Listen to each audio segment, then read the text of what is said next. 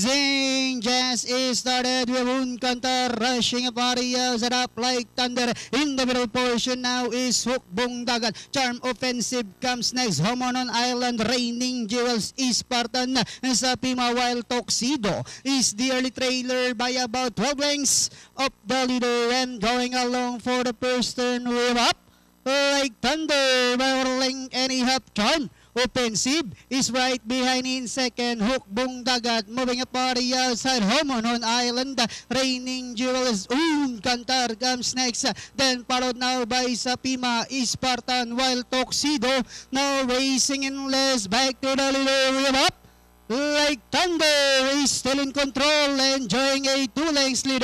Charm Offensive is still in second, moving a party outside now.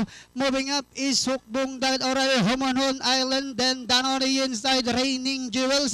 Hukbong Dagat, Unkantar comes next, and they are now entering the home stretch. Up like thunder is still in control by Orling and a half. Charm Offensive, it remains in second as they swing for home. We have up like thunder now by about 3 lengths. Charm Offensive moving a party outside. Homonon Island, Raining Jewels comes next. Last 50 meters, we have up like thunder. Charm Offensive is still in second, and finally up like thunder. Charm Offensive, then comes Homonon Island.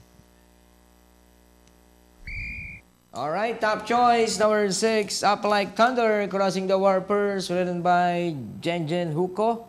Masi segundo, number 3, Charm Offensive, then Homonon Island, Unkantar.